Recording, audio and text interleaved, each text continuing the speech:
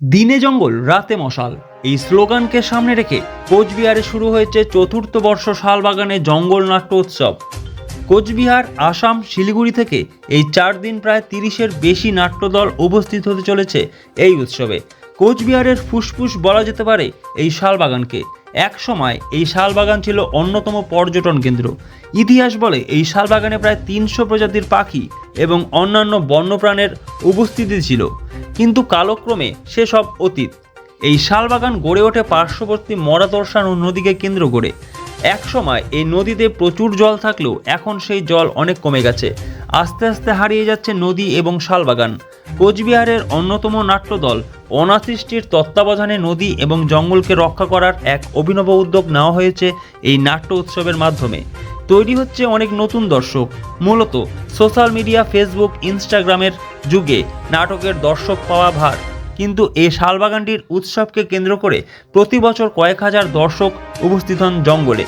সংস্থার সম্পাদক সুমন্ত সাহা জানান, প্রতি বছরের মতো এবছরও থাকছে বেশ কিছু চমক। দিনের বেলায় নাট্য উৎসব থাকতে জঙ্গলের ভেতরে। এখানে যেমন ভিন রাজ্যে ভিন জেলার দল রয়েছে, তেমনি এবার প্রথম কোচবিহার জেলার বিভিন্ন বিদ্যালয়গুলিকে একত্রিত করে অন্তঃবিদ্যালয় অনুনাটক প্রতিযোগিতার আয়োজন করা হয়েছে। এই উৎসবে অংশগ্রহণ করেছে কোচবিহারের 9টি আলাদা বিদ্যালয়। এছাড়াও রয়েছে মধু উৎপাদনের জন্য মৌমাছি পালন কিভাবে করতে হয় তার একটি নমুনা প্রদর্শন। সবথেকে গুরুত্বপূর্ণ এবারের এই উৎসবে শালবাগানের যে অংশে 300টি গাছ কেটে ফেলা হয়েছিল, সেখানে সুন্দর করে সাজিয়ে তাদের, অর্থাৎ এই গাছগুলিকে শ্রদ্ধা জ্ঞাপন করা হয়েছে কল্পতরু সংকল্পের মাধ্যমে। সেখানে নতুন করে গাছের চারা লাগানো হবে বলেও জানিয়েছেন তিনি। এরপর সন্ধ্যা নামলেই চলে আসছে নদীর ওপরে অস্থায়ী কাঠ এবং বাঁশ নির্মিত মঞ্চে। সেখানে প্রাচীন পদ্ধতিতে অবলম্বন করে মশালের আলোয় নাট্যচর্চার নাট্য উৎসব এবং নৌকা বিহারের ব্যবস্থা করা হয়েছে। পাশাপাশি টেন্ট হাউস তৈরি করা হয়েছে।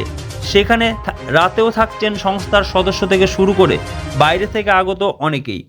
এবার সর্বপ্রথম পর্যটনের বিকাশের ক্ষেত্রে এবং পর্যটকদের কথা মাথায় রেখে মরা নদীতে শুরু করা হয়েছে নৌকা বিহার। নৌকার মাধ্যমে শালবাগানের ভিতরে নিয়ে যাওয়া হচ্ছে উৎসবের আগত দর্শকদের। ব্যাখ্যা করা হচ্ছে শালবাগানের গুরুত্ব।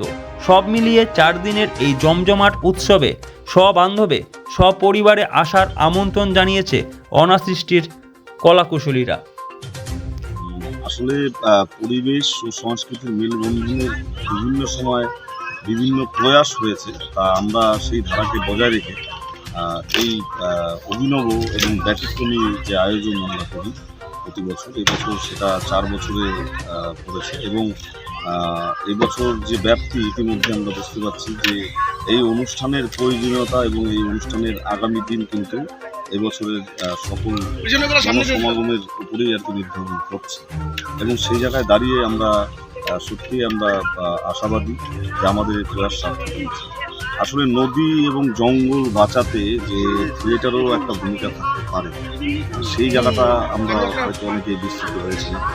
সেই জায়গায় দাঁড়িয়ে যে আমরা থিয়েটার কর্মী যারা আছি, যারা আমরা মঞ্চে যা বলি আমরা বাস্তব জীবনেও তার প্রয়োগ করার চেষ্টা করি, এবং সেই জায়গাটাকে সামনে রেখে কিন্তু এই আয়োজন। এবং আশা করি আপনাদের সকলে ভালো লাগবে যে শুধু মানে সবান্ধবে না, সপরিবারেও ঘুরে বেড়ানোর মাধ্যমে শেষে থিয়েটারের স্বাদ নিয়ে বাড়ি ফেরার যে আনন্দ বা যে মজা, সেটা কিন্তু এই শালবাগান থিয়েটার ফেস্টিভ্যালে আপনারা পাচ্ছেন। কতদিন ধরে চলবে এই ফেস্টিভ্যাল?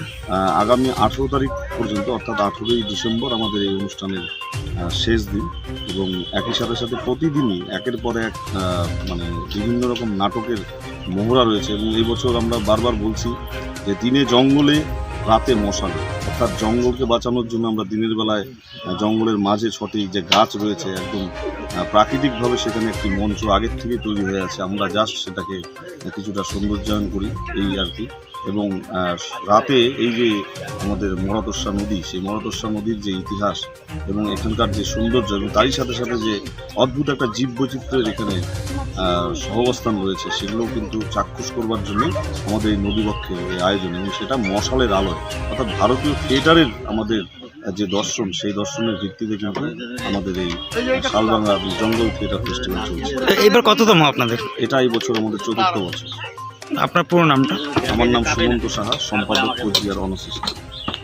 Co-sponsored by বিশাল অ্যাম্পোরিয়াম যুগ বদলেছে বদলেছে জীবনের ধারা, তাই নিজের ঘরকে শৌখিনতায় মুড়ে ফেলতে চলে আসুন। Co-sponsored by